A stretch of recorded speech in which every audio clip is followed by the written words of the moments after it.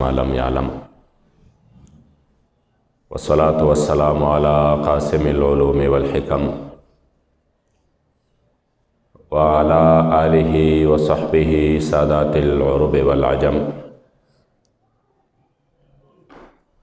أما بعد فأعوذ بالله من الشيطان الرجيم بسم الله الرحمن الرحيم قال الله تبارك وتعالى في كلام المجيد وفرقانه الحميد النبي أولى بالمؤمنين من أنفسهم صدق الله مولانا العظيم وصدق رسوله النبي الكريم الأمين وقال رسول الله صلى الله عليه وآله وسلم أنا خاتم النبيين لا نبي بعدي صدق رسول الله صلى الله عليه وآله وسلم ہزار ہزار عالم درستا کے ہر آن محبوبہ ہزار ہزار عالم درستا کے ہر آن محبوبہ لگے لگے کڑم شنصب میں دا ایمان محبوبہ دا کائنات جملہ ذرے کمی روح نکڑی رب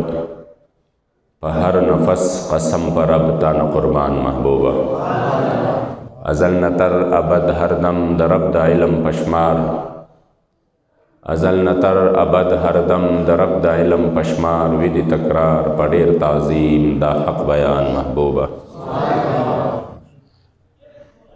دا محبوب دیدن دا پارا ز محشر تا خوشالے گم دا محبوب دیدن دا پارا ز محشر تا خوشالے گم چھ دلبر پکلی دیشی دا محشر اختر زمالے او تانا قربان یا رسول مدنی تانا قربان یا رسول مدنی تما شقید سبحان یا رسول مدنی کہ ہزار ذل ایمان روڑی خبیستال عشقا چرب نشی مسلمان یا رسول مدنی استاپ کمال جمال کلم سوال چی رب رضا شی زمان محمد امین استانات خان یا رسول مدنی قال اللہ تبارک و تعالی فی شان نبینا مخبرا و آمرا ان اللہ و ملائکتہ یصلون علی النبی یا ایہا الذین آمنوا صلوا علیہ وسلموا تسلیم شوق و محبت سے اللہم صلی علی سیدنا و مولانا محمد عدد ما فی علم اللہ صلاة دائمتا بدوام ملک اللہ اللہم صلی علی محمد طب القلوب و دوائها و عافیت الابدان و شفائها ونور الابصار و ضیائها و قوت الارواح و غذائها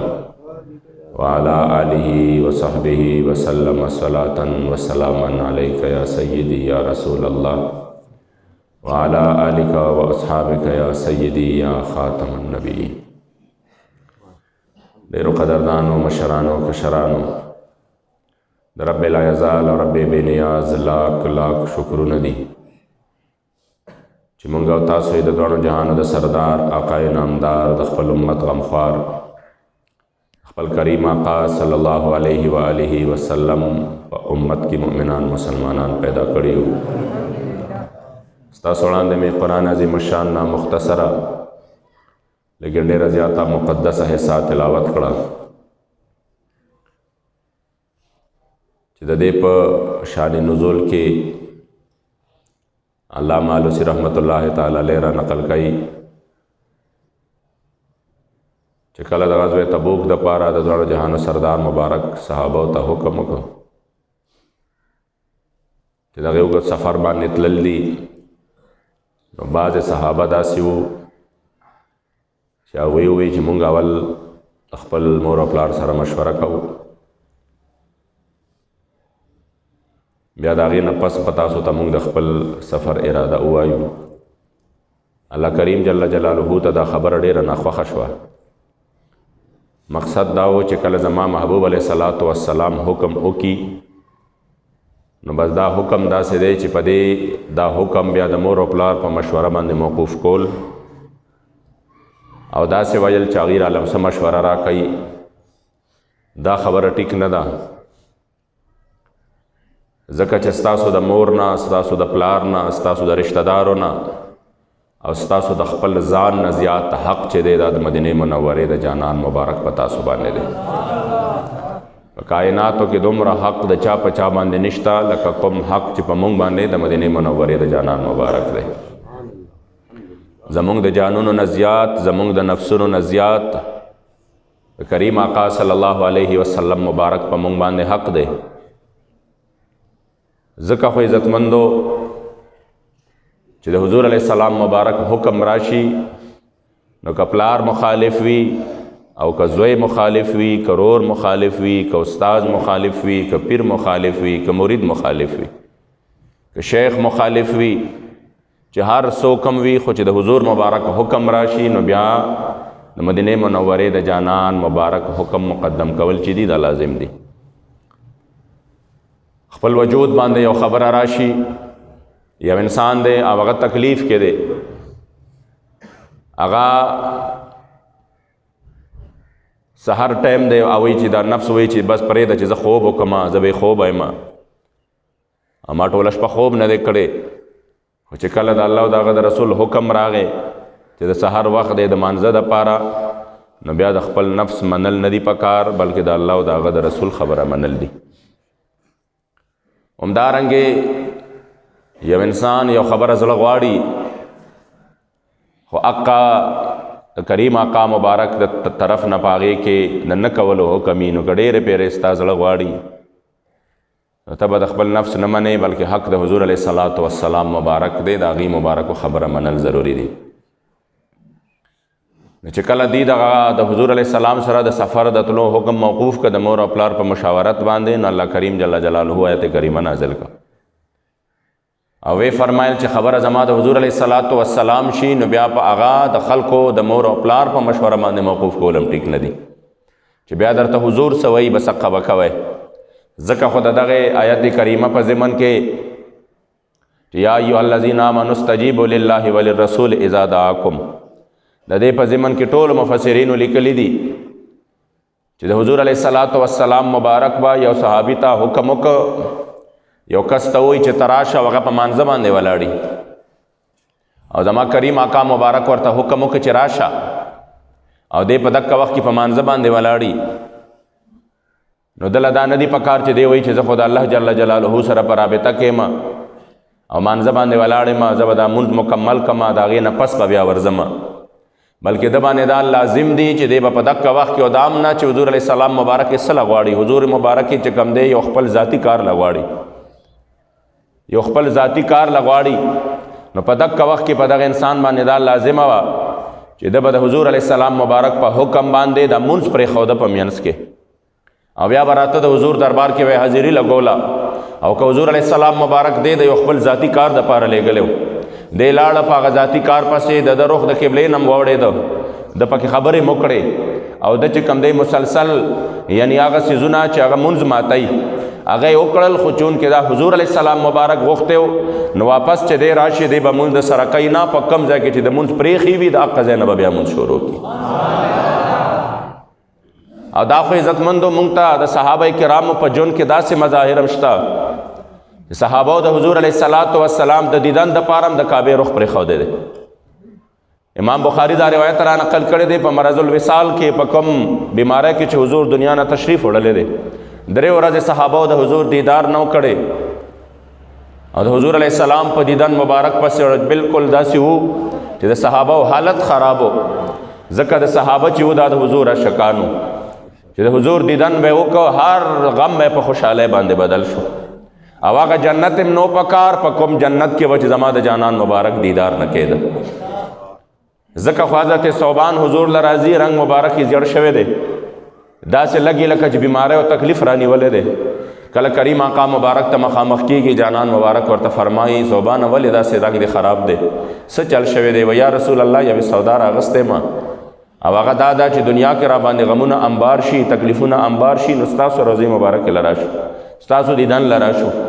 ستاسو دیدن له راشو چې ستاسو دیدن وکړو هغه ټول غمونه په خوشحالۍ باندې بدل شي.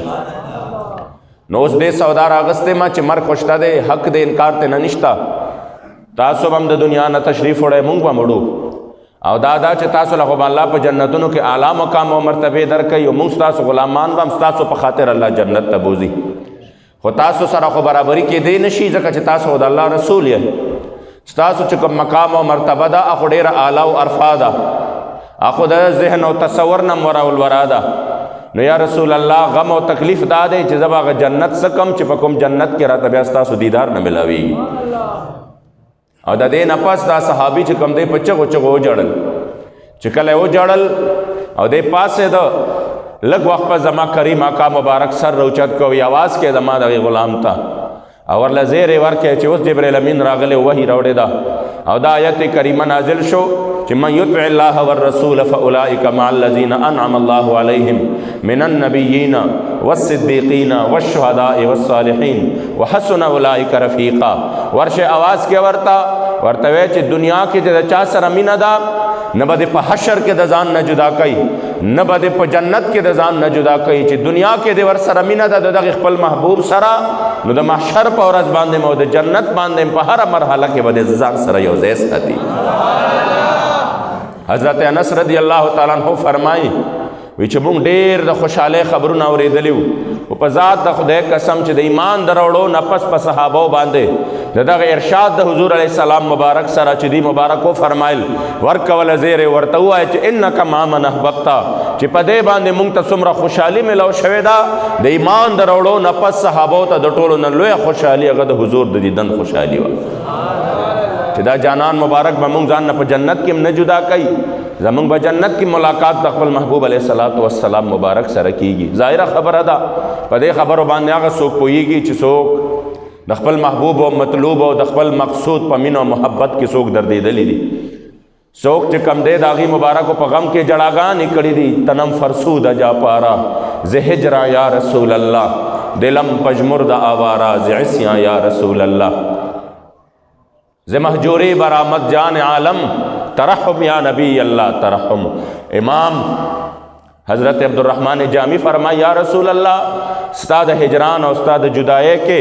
د ټول عالم حالت جدا دے د خلق زلون بہر تروزی یا رسول اللہ کرم کا خپل دیدن او د خپل جلوو جلک ورلور کا عاشق صادق با فرمایل په زړګي باندې می غم شو د هجران ډیر او د وصال په مینس کې تیر شلو دوران ډیر غمجن زړه مې د هجران تیرو کې گیر شو رانو ما کا مخ دلبر په احسان ډیر او یو ځنې م په دربار کې د پراته دی په سونو او زرګونو مشتاقان ډیر او چې وریاز مې ستا د مینې په زړه راشي نو وریږي مې په مخ باندې باران ډیر او مال تا غوندې آقا په جهان نشتا تعالی ما غوندې زرګونه غلامان ډیر او کدی پور تکړه پناز د حیا سترګې نور بوي نه پخپو کې شهیدان ډیر هر شپه د دیدن په تمناوي هر شپه یعنی 10 شپنی حضرت انس رضی الله تعالی عنہ د حضور د وصال نفس چې کوم شپه به مجړا بشو په جړا بشو وی به یا رسول الله د هجران دغه تکلیفونه به کله اسانيږي او په جړا جړا کې به ودشو او چې کله برا پاسې ده نو فرمایل به چې ما بت لیلتن الا وانا ارى فيها حبيبي محمد صلی الله علیه وسلم فما 10 شپه نه د تیر شوه مگر په هر شپه کې ما دیدن د خپل جانان مبارک کړي دي هر شپه د دیدن په تمناوي تا پسې محمد امین وی پریشان ډیر او د هجران د یار نه لرم طاقت نور چې غماز را تپرې نګ دی او ساعت نور زبستا دیدن کړم ستا د مخ په شمع په چشمانو کې مې نشته بصیرت نور او بې له دې چې تا ته ښکلې دلبر وایم نه لرم ستا حضور کې لیاقت نور یو رتی د ستا د مینې نه حرام وي کمې پاتې وي په زړه کې محبت نور یو رتی د ستا د مینې نه حرام وي کمې پاتې وي په زړه کې محبت نور او د محمد امین دلبرا رب د پاره اوشو ختم کړه دوران د فراقت نور دا مونږ ته پته نه لګي دا به د عاشق صادق به چې کم سوز او ګدازو چې د ده به کومه جړا وه یا محمد عربي تا پسې به مرم ترکمه د زنکدن سلګی به تا پسې وهم ترکمه ما د وصال ساحل ته ورسو لله محبوبه تریخ سمندر کې د هجران به په ښکته ځم ترکمه او ترحم د مدینې منورې مسیحا پټه د صبر به په زخم د زړه دم ترکمه یو د هجران غمونه او بل د پاکستان غمونه زه محمد امین به دا دواړه زغمم تر کومه. او بیا چې کله دی مبارک وصال کیږي نو بیا هغې ته دومره خوشحاله دی چې خپل یو مرید یو د دې شبقه د اوسېدونکی و عبدالکریم حاجي صاحب نوم یې خلکو به ورته نعتخوان حاجي صاحب وی. هغه ته وی چې کله زه وفات شمه زما چې کوم دی زما د لحد تبی په ما باندې کېښودی شي نو را به شي زما قبر سره به ودرېږې. زه به د هغې محبوب علیه السلام د دیدن په تمه یم چې د چا د دیدن په لمحو کې ما چې کوم دی د چا د دیدن دپاره ما خپل شپې ورځې سبا کړي دي. اوس چې هغه وصال لمحې چې راشي ته به ده ووایه محبوبه رانو ماشه د لحد تورو تیارو کې مړ شوی ارماني یم د هجران سختو خوارو کې او محبوبه رانو ماشه مسافر د بل وطن یم حیران او ناشنا او تر په غاړه کې کفن یم مشال د ښکلي مخ دې راښکاره کړه په رو کې محبوب رانو ماشه د لحد تورو تیارو کې او که ستا د مخ مشال مې رڼا نه کړي د زړه کور ماران او لړمان به راخواره شي اوس د ګوره له شوره به مې تنګ شي مردگان په ادیرو کې محبوب رانو ماشه د لحد تورو تیارو کې او یا رسول الله په سوال او په جواب کې مې رب ستا د مخ په شمع خطا مکړې محبوبه شپتا مې زړګې جمع دا نوی کور مې ستا په مخ نصیب شه په ابرو کې محبوب رانو ماشه د لحد تورو تیارو کې او دا ستا د نعت و وصف د بلبل گلشن حزین مداح مصطفیٰ عاجز فقیر محمد امین تل اس ستا د ښکلي مخ د حسن په نارو کې محبوب رانو ماشه د لحد تورو تیارو کې عزتمندو هغه هستی وا چې هغې صحابه کرامو د حضور نه بغیر چرته جنت نه دی خوښ کړی په قسم دلبر ستا وصل چې نه وي خوښ به نشي په جنت کې زمارو او زه چې تا پسې په ګرمو اوښکو جاړم وي په لطف او لذت کې زمارو ما محمد امین خوښ کړی ستا ماتم دی نه دی خوښ په سلطنت کې زمارو ځکه د حضور علیه السلام مبارک دپاره خپل چې کوم دی ځانونه هم قربان کړي خپل خوبونه هم قربان کړي او بیا چې د حضور علیه السلام مبارک دیدن شو نو د منځه په حالت کې ټولو صحابو د حضور دیدن شروع کړ حضرت علی کرم الله وجه الکریم د حضور په آرام مبارک باندې خپل د مازدیګر منځ قضا کړ ذکر امام علیہ سنت فرمائی ثابت ہوا کہ جملہ فرائض فروع ہے اصل الاصول بندگی استاد جور کی ہے اور مولا علی نواری تیری نیند پر نماز اور وہ بھی نماز عصر جو اعلیٰ خطر کی ہے جدہ حضور علیہ السلام خوب باندے حضرت علی کرم اللہ وجہوخ پل منس قربان کا معلومی کی دا چدہ حضور حق پا کائناتو کی دا ٹولو نزیاد دے زمونگ دا خپل جسم چے دے دا خپل وجود سمرا یا خوب سیز دے مگر چې کله دا جسم د قیامت په ورځ باندې شي نو دا بیا الله جل جلاله فرمایي الیوم نختم علی افواههم وتکلمنا ایدیهم وتشهد ارجلهم بما كانوا یکسبون همدا ستا لاس او ستا خپې به د قیامت په ورځ ستا خلاف هم گواهي ورکوي لاس به وایي چې دا کار یې کړی خپې به وایي چې دې ځای ته تللی سترګې به وایي چې داسې چې کم دی کړي دا ټول ګناهونه به ستا اندامونه چې کم دی تا باندې را برسېره کي تا باندې به چې کم دی را ښکاره کي او ستا خلاف به گواهي ورکوي په هغه ورځ باندې چې کله ستا جرمونه راښکاره کیږي په هغه ورځ باندې هم یو هستی داسې وي چې هغه به د الله په حضور کې ستا په جرمونو باندې پرده راچوي جرم کھلتے جائیں گے اور وہ چھپاتے جائیں گے اب بیا داسې وي چې یو د دواړو جهانو سردار مبارک دی چې په هغه ورځ باندې به ستا جرمونو ته او ستا ګناهونو ته نه ګوري بلکې الله ته به ولاړي او ستا د ګناهونو د بخښنې دپاره به د الله نه سوالونه کوي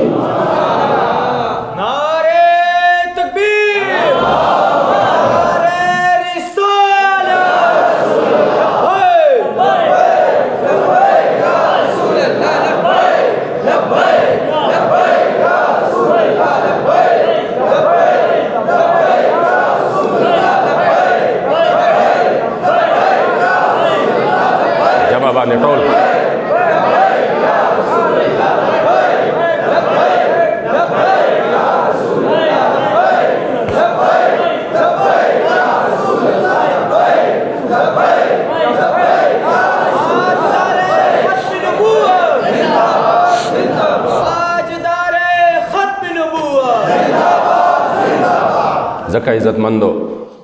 دا د الله کریم جل جلاله په موږ او تاسو باندې احسان دی چې موږ له داسې نبي راکړی دی د هغې مبارکو حق چې دی په کائناتو کې دا د هر چا نه زیات دی زموږ د خپلو جانونو نه هم زیات دی ځکه شریعت په ډېرو خبرو کې زموږ جان له ریلیف ورکوي رخصت ورکوي یخ چې کوم دی بالکل داسې یخني دا چې په هغې کې تا سره یره دا شوه زه بیمار یم که ما دا یخې اوبه په ځان باندې راواچولې ما به فالج اټیک به ما باندې وکړي او زه به خراب شمه. نو شریعت وایي خیر دی د وجود خیال وساته او ته څه وکړه تیمم ووهه. همدارنګې یو سړي باندې اضطراري حالت راشي، یو ډېر د تکلیف حالت راشي چې په هغې کې دی د لوږې نه مري او حلال خوراک نه وي او دی د لوږې نه مري، نو دام شریعت اجازت ورکوي چې څو لقمې که د حلالو ملو نشي او د حرامو وي په قدر ضرورت چې ستا ساه پې راشي،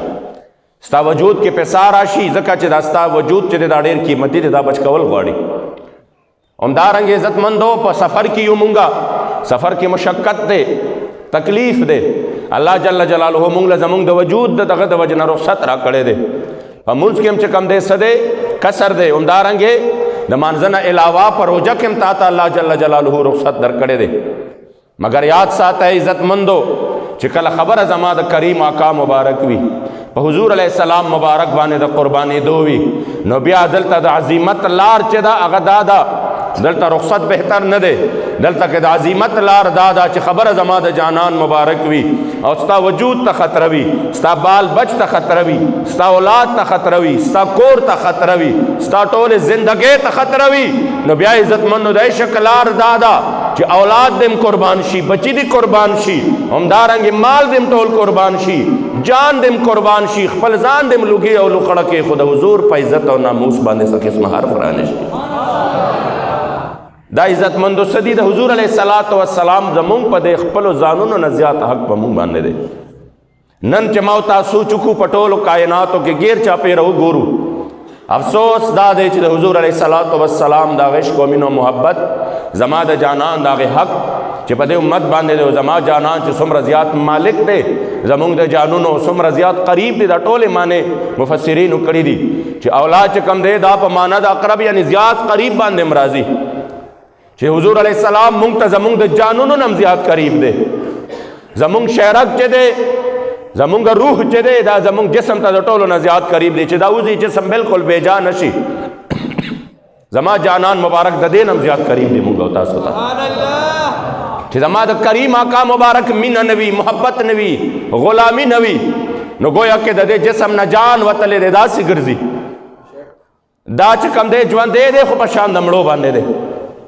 همدارنګې زما کریم آقا مبارک چې کوم دی زیات مالک هم دی زمونږ په جانونو باندې، نو چې د چا دومره لوی شان او دومره لویه مرتبه ده، نن امت ولې د هغې محبوب علیه السلام د عزت او ناموس پهردارۍ دپاره باندې ګوري، نن امت ولې د هغې لار نه چې کوم دی ځان له بله لار ګوري، د عزت لار خو دغه ده.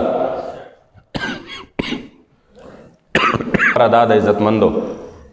یو طرف ته د حضور علیه السلام د عزت او ناموس مسله وي، بل طرف ته د کرسۍ مسله وي، نمبر کرسۍ یو طرف ته د حضور علیه السلام د عزت او ناموس مسله وي، بل طرف ته د خپل عزت مسله وي، خپل عزت دپاره انسان راپاڅي، د حضور دپاره نه راپاڅي. یو طرف ته زما د جانان په ختم نبوت باندې حملې شوي، بل طرف ته امینیتوب او امپیتوب وي، امینیتوب امپیتوب له ترجیح ورکړي شي، زما د کریم آقا مبارک د ختم نبوت مسله رستو پاتې شي. یو طرف ته چې کم دی سوي خپل ځان عزت وي، د خپل خانقاه عزت وي، خپل مدرسه بچکولی، بل طرف ته خبره زما د کریم آقا مبارک وي. انسان چې د څه دپاره دا دومره هر څه کوي، خپل ځان نه چې کم دی څه وکړي چې نه زما عزت به خراب شي، زما مدرسه به خرابه شي، زما مدرسه زما خانقاه د حضور علیه السلام د ختم نبوت مسله رستو پاتې شي. په دې وجه باندې قدردانو یاد ساتئ که حالت دا وي، دا خو د الله کریم جل جلاله کروڑها رحمتونه نازل کی د حضرت امیر المجاهدین رحمت الله علیه په قبر مبارک باندې. دا خو هغه د امت ته دا مسله دومره راوښوله چې څه ناسې هوښیار کړه، را بیدار یې کړه او د خپلو اسلافو زندګي ورته مخې ته کړه. ورنه زه تاسو ته وایم په ایمان ووایه، لږ خپل ذهن داسې رستو بوځه، یو ټایم داسې و دا موږ ته هم یاد شي چې کله د 9/11 واقعه وشوه پوهېږئ پې،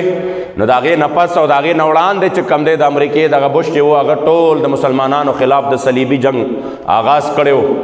عراق کې چې کوم دی په لکونو ماشومان بچي چې کوم دی هغه په بارودو باندې سیزلي و، او د هغې نه پس چې کله د امارت اسلامي خلاف یو ډېر لوی سازش جوړ شو او مسلمانانو د افغانستان باندې یو یلغار راغی، او باغ ورځې داسې وې چې پاکستان کې هم اور بلو. د برما هغه ماشومان بچی چې وې د هغې د وجودونو کباب جوړېدل، هر طرف ته یو اور بلو. بیا په افغانستان کې زمونږه په اسلامي رونو باندې یو عجیبه غوندې حالت و. نوې اسلحو په هغه ټیم کې په هغې باندې څه کېده، په هغې باندې تجربې کېدې. هغه د توره بور او د هغه ټول واقعات زمونږ او ستاسو مخې ته دي. کشمیر کې یو داسې عجیبه حالت د 3 کالو نه ګرم دی. په داسې حالاتو کې د ظالمانو هم یوه ناروا، د مظلومانو هم یوه ناروا. چې کوم ظالمانو هغه یهود او هنود، هغه ظالمانو یهودو به هم یو خبره کوله، او چې کوم مظلومانو په چا باندې بارود ورېدل او څوک چې و هغې تماشې کول، هغې به هم یوه خبره کوله. هغې به چې کوم دی بطور تمسخر وې، هغې به بطور مذاق وې چې اسلام خو د امن دین دی، اسلام خو د امن درس ورکوي. او دلته به زمونږ نام نهاد سکالرانو، دلته به د دین اسلام چې چا سوداګانې کړې وې د حضور د عزت او د ناموس، هغې خلکو هغې به په ټي وي باندې په مکمل مختلفو شوګانو کې د ټولو به یو آواز و. په داسې وخت کې چې مسلمان په وینو کې لت پت پروت و، د برما بچو د هغې د وجود چې کم دی ټکړې جوړې دی، په کنټینر کې به مسلمانان بند شو، لاندې به ورته اور ولګو، هغې به په هغې کې ټولو راته کړل. په داسې حالاتو کې مسلمانان هم لګیا اسلام خدا من درس ورکوي، اسلام خدا من درس ورکوي. په داسې حالاتو کې الله جل جلاله او بیا مغرب خپلې چې کم دی څه کولاو کړې، بوجیا د ډالرو کولاو کړې، او د پاکستان او د هندوستان او مختلف صوفیت چې دی په خپل لاسو کې واغسته، او هغې چې کم دی عالمي کانفرنس شروع شوې، صوفي کانفرنس. د چا میزباني ټرمپ کوي، د چا میزباني به بش کوله، د چا میزباني به چې کم دی مودي کوله. په داسې حالاتو کې چې هغوی تصوف صرف دې ته وی چې مسلمانان د هر څنګه کېږي، د اولیاو کار دغه نه دی چې هغوی به د دې بدل اخلي. اولیاء به خپل کور کې صرف تسبیح اړوي، صرف ذکر و اذکار وکړي. په داسې وخت کې الله یو مرد قلندر راوچت کړ. په داسې وخت کې الله چې هغه مورثي د هغه چې کم دی خانقام نه وه، څه مورثي د هغه چې کم دی دا نظام هم نه و، خو د حضور د دین دپاره د حضرت سیدنا امام حسین کردار ادا کو. د هغه مبارک د کردار جلک پکې میدان ته راووته او د دې ظالمانو د ظلم مقابله وکړه، د خپلو هم وکړه، د پردو هم وکړه. خپلو هم ورته چې کم دی عجیبه عجیبه نسبتونه شروع کړه، خپلو هم ورته وې ته په خپلو خپو نشې ودرېدې، ته څه کوې چې ته به دا قوم ودرې. مګر هغه سره د حضور د عشق طاقت و، هغه سره د حضور د عشق و وفا طاقت و، هغه سره د اسلام طاقت و، هغه له الله استقامت ورکړی، هغه له الله اخلاص ورکړی، هغه له الله علم ورکړی، هغه له الله تقوا ورکړی، هغه له الله پرهیزګاري ورکړی. هغه چې د حضور علیه السلام په دې دین دپاره راغی او چې ما زه لاړم او ما د سیدنا خالد ابن ولید په دربار کې سوال وکړ چې اے خالد ابن الولید، تا له خو الله لویه مرتبه درکړې ده، تا ته خو لقب د سیف من سیوف الله ملو دی. د هغه مبارکو په قبر باندې مزار باندې یو جمله لیکلې شوې ده چې لقیتو کذا و کذا زحفا، زه فلانی معرکو کې شریک شوم، فیما فما فی جسدی شبر، زما په وجود کې یو لیش زی داسې نشته الا وفیه ضربة بسیف، مگر هغې باندې چې کوم دی تورې ګزارم شته، د غشي ګزارم شته، په هغې باندې چې کوم دی د لنده ګزار شته، او زه چې کوم دی سیمه هغې کې زما ټول وجود زخمی دی. مگر ماله چې کله څه راځي، ماله چې کله مرګ راځي نو په جړا شوي دا ماله په کور کې راځي. نو بیا د هغې نه پس یوه جمله لیکلې ده او هغه جمله دا وه فلا نامت اعین الجبنا. نو هغه کوم د دنیا ډرپوک خلک چې دي چې د مرګه یریږي، خالد ابن ولید پیغام ورکوي چې سترګې پټې نه کوي. ځکه ما خالد ابن ولید مرګ په جنگونو کې وکته، ورپسې وګرځېدم، هره معرکه کې مې د شهادت دپاره میدان ته راووتم. ما وی نن به الله شهادت راکړي، نن به الله شهادت راکړي، نن به الله شهادت راکړي. وجود کې مې یو لیش زیم روغ پاتې نه شو، مګر مال الله مرګ په میدان کې نه راکوي، مال بیا هم الله مرګ په خپل کور کې راکوي. لہذا زما د ټولې دنیا بزدلانو ته دا پیغام دی. خالد ابن ولید فرمایي چې خوب نه کوي، سترګې پټې نه کوي، ځکه چې مرګ صرف میدان جنگ کې نشته، مرګ صرف د غشو مینس کې نشته، مرګ صرف تورو مینس کې نشته، مرګ خو په کور کې هم راځي، مرګ خو د بیمارۍ نه هم راځي، مرګ خو د بلډ پریشر نه هم راځي، مرګ خو د شوګر نه هم راځي، مرګ خو د حادثې نه هم راځي. سترګې پټې نه کوي. که تاسو د دې وجې نه اسلام دپاره نه وځئ چې ماله به مرګ راشي، نو مرګ شته دی، هر ځای شته، خو د هغې مرګ مزه جدا وي چې انسان د حضور د دین دپاره او د اسلام او الهي کلمت الله دپاره انسان له راشي.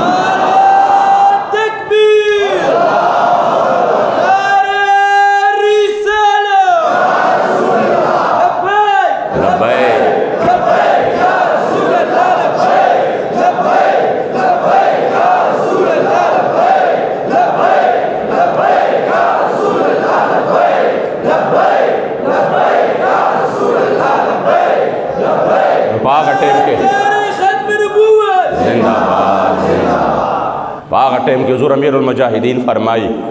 چې ما د خالد ابن ولید په روضه کې یو سوال وکړ. وی ما وی چې د الله جل جلاله تیرې تورې زه ستا د دغې دربار نه یو خیرات غواړم. د الله په عطا او ورکړه باندې تعالی الله دا طاقت درکړی دی، د دغې جرأت نه، د دغې بهادرۍ نه، د دغې شجاعت نه څه برخې او حصې راله راکړه. بیا عزتمندو مونږه الله پاک والا هغه حصې او برخې ورکړې. بیا مونږه داسې مکتل چې د حکومت د هر ظلم او جبر په وړاندې چې د وخت د لویو لویو ظالمانو جابرانو سرونه ټیټ شو، د دغې معذور شخصیت د قبله امیر المجاهدین سر بیا نه دی ټیټ شوی. بیا مونږ دا مکتل چې خلکو یو ورځ جیل وکته، نو هغوی بیا صرف ریورس ګیرونه چې دا خو ډېر ګران کار دی، دا به څنګه چلوي، او دغه د حضور غلام بار بار جیلونه برداشت کړه، هغه هم په خندا خندا باندې برداشت کړه. کله چې 15 میاشتې او 2 ورځې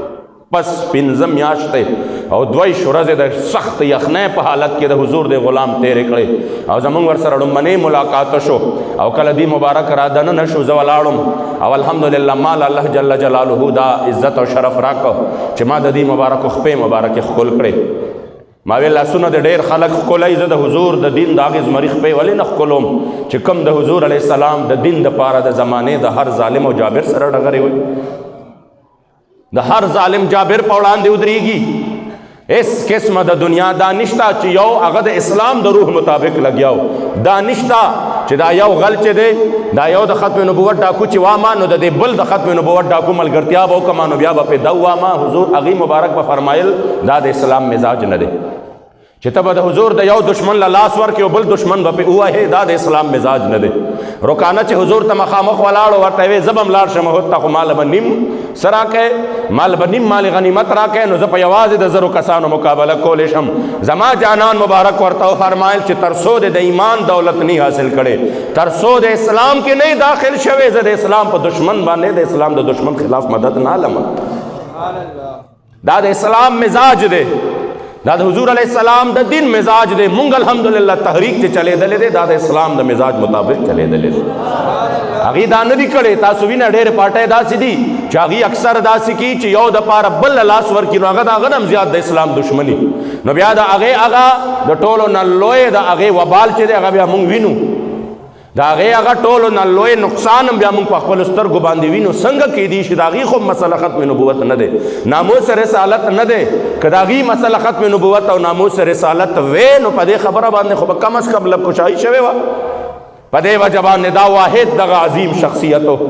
حضور امیر المجاهدین چې هغه الله د امت له چې کوم دی یو داسې عظیمه تحفه ورکړه چې بیا ناڅاپه د دنیا هغه ټول هر څه بدل شو. بیا د کلی کلیو د یو یو کوڅې نه به اواز راته چې نه نه نه نه زمونږ هر څه د حضور علیه السلام په نوم باندې قربان دي. بیا بچوم چغې والے د حضور علیه السلام یو حدیث مبارکه ورکړه د امت له چې فرانس کله دا دوی دماکې وکړې، حدیث و مشهورو مگر د هر یو زبان باندې نو، خو چې کله دی مبارک و فرمایل من سب نبیا فقتلوه، الله کریم جل جلاله په ټولو کائناتو کې د دې چې کوم دی دغه یو ناره پورته کړه. سوچې په معنا باندې نه پوهېږي او نوې ورته ښکاري دا ناره حضور امیر المجاهدین چې کومه ناره ورکړه د امت له، نو دا دا چې تر قیامت څوک د نبي ګستاخي وکړي زما جانان فرمایي ټکړې ټکړې کې په مخ د ځمکې ژوندی پرې نږدی. هغه عظیم شخصیت الله د امت له یو نعمت ورکړه. نو بیا 2 قسمه خلق وو، ځینې هغه خوش قسمته خلق وو چې الحمدلله رسمن او رواجن نه دل او جان نه د دغې عظیم هستی په آواز باندې لبیک ووې. الحمدلله مونږ په هغې خوش قسمتو خلقو کې یو چې مونږ د دغې مرد قلندر او د دغه لوی او عظیم درویش او د حضور د دغه لوی ولی ملګرتیا کړې ده، او داسې ملګرتیا هم نه ده کړې چې صرف د خولې ملګرتیا مو کړې ده، الحمدلله رسمن مو نه ده کړې، په میدان کې مور سره ملګرتیا کړې ده. او دا د الله کرم دی چې په آخري وخت کې د فیض آباد په دغې درنه کې چې دی مبارک څو ورځې پس دنیا نه رخصتېږي د ټولو نه زیات هم زمونږ نه خوشحاله. لاک لاک شکرونه دي خدای ستا دغسې د لاس بره نیولو، یا الله ستا لاک لاک شکرونه دي. زما بچو له دې دومره طاقت ورکړه، زما نه بغیر یې دومره معرکه سر کړه. الحمدلله زمونږ نه خوشحاله رخصت شوی دی، زمونږ نه مطمئن رخصت شوی دی. او دا به فرمایل چې کومو خلکو نن زما په آواز باندې لبیکو نه وې ځکه چې زه خبره د خپل ذات نه کومه، زه خبره چې کم دی د خپل وجود نه کومه، زه خبره د خپل مدرسې او د جماعت نه کومه، زه د خپل پټکي خبره نه کومه، زه خو خبره د حضور د دین کومه، زه خو خبره د نظام مصطفی کومه چې چا زما په دې مشن کې سات ورنکړه د یو کس ګیله او شکوه به د حضور په دربار کې کومه. انشاءالله زمونږ یقین دی زمونږ ګیله او شکوه به نه کوي، ځکه هغه د الله داسې ولی و. موږ به کله ناکله سوچ کوو چې موږ واقعات اورو د حضرت سیدو بابا رحمت الله تعالی علیه، د حضرت اډې صاحب نجم الاسلام، حضرت سیدنا نجم الدین صاحب مبارک، څه قسم مجاهدینو، څه قسم اولیاءو چې د میدان وخت به راغې په میدان کې به ولاړو. حضرت امام حضرت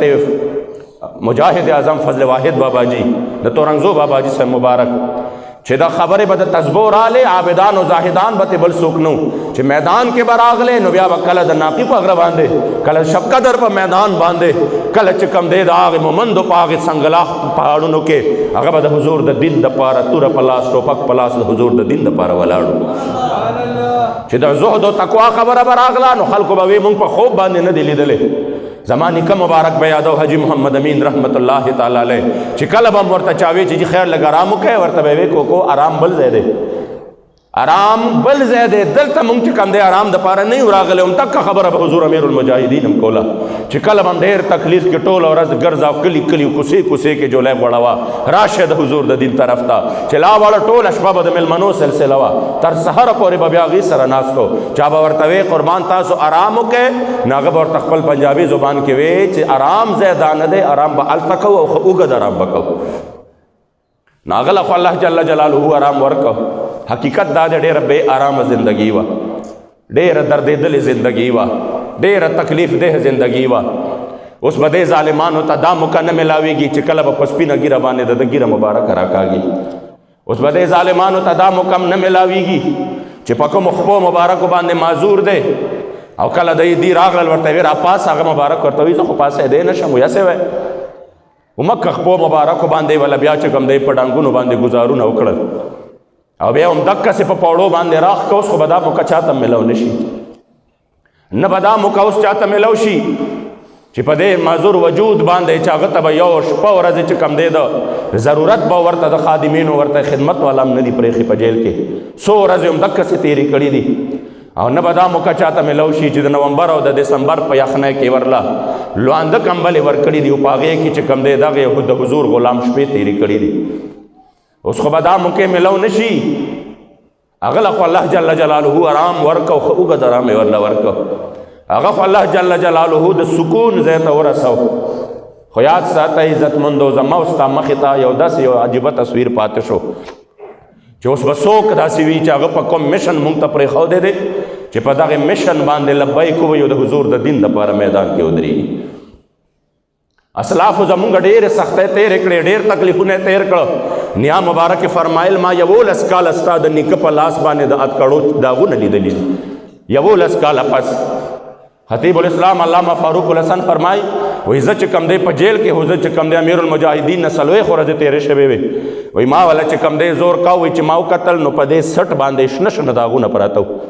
وی ما ورته وی قربان دا داغونه د څه دي، دا خو ډېر مضبوط داغونه دي. وی راته وی چې دا کله ګرفتاري کېده زمونږ چې کوم شاګردانو کوم خادمین هغې ټول په ما باندې دقسې چې کم دی سو ما باندې راغه شوي وو او پولیس والا ته وی چې نه استاد کو کچھ نہیں کہنا دی ته بس نه وی. وی ما زر هغې ځان نه لرې کړه. وی ما ورته چې نه نه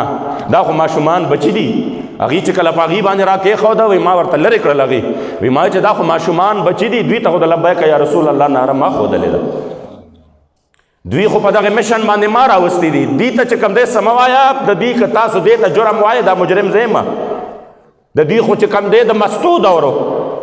د دوی خو چې کوم دی د سکول او د کالج دورو، د دوی خو چې کوم دی بهر د موج مستی دورو، د هغې موج مستی نه ما لبیک یا رسول الله ته راوستی دي او د هغې دور نه ما چې کوم دی څه کړي دي، ما د حضور علیه السلام دین ته دلته کې راوستی دي. نو که دا جرم دا مجرم زه یم نو هغې هغه څو ګزارونه بیا به ما باندې والي دي. اوس خو به عزتمندو دې ته دا موقع میلو نه شي، البته دومره دا چې دا حساب کتاب به کېږي. ما ورته وی قربان داسې څه خبرې روانې دي د روغې او د صلح او د فیصلو خبرې روانې دي، څنګه چل به کوو؟ ما ته وی چې چا د دې مشن سره څه کړې ده، بې وفایي کړې ده او یو چې کم دی د دې مشن سره مرسته ده. موږ دا نه وایو چې هر سړی د تحریک حصہ جوړ شي او که حصهدار جوړ نه شو بیا به داسې وي.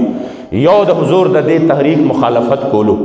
د دې خلاف سازشونه کولو، د لبیک یا رسول الله نعرې ته پنجابي نعره ویلو او د دې خلاف چې کم دی خپل ټول طاقت استعمالولو. په محفلونو پروګرامونو کې خلکو ته بار بار دا ویلو چې ګوره دا نعره ونه وهئ او دې نعرې ته بې برکته نعره ویل، دې مشن ته چې کم دی بې برکته مشن ویل او بیا خلکو له دا غیرتونه ورکول که چا د لبیک نعره والا چې ګوره پرې نږدی او بیا چې څوک د حضور د دغه مشن سره دی لبیک والا نو هغې خلاف چې کم دی څه جوړول، یو اجتماعیت جوړول، یو جمع جرګه جوړول، خبردار چې فلانې رانه ولې فلانې رانه ولې ولې څه چل دی، قادیانانو سره تعلق دی که وابیانو سره تعلق دی که د حضور د دین د دشمنانو سره تعلق دی، نه نه لبیک یا رسول الله سره تعلق دی. یو هغه خلق دی نو انشاءاللہ هغه ماته ووایي چې دا فیصلې به کېږي په ورځ د قیامت باندې. حشر کو ہوگا یہ معلوم کہ جیتا کون اور ہارا کون. منگ با انشاءاللہ تعالی ہم سوئے حشر چلیں گے شہ ابرار کے ساتھ اور قافلہ ہوگا روا قافلہ سالار کے ساتھ. منگ با انشاءاللہ تعالی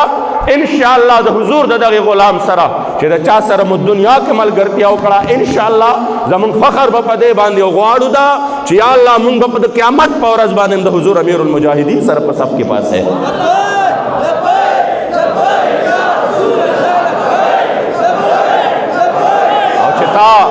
چتا پا دے دنیا کے دا کم دنیادارو سر صرف دا دنیا دا وجہ ملگرتیا کری دی نو تالا چکم دے دا اختیار در کو چی تکڑا شتم دا دعاو کا.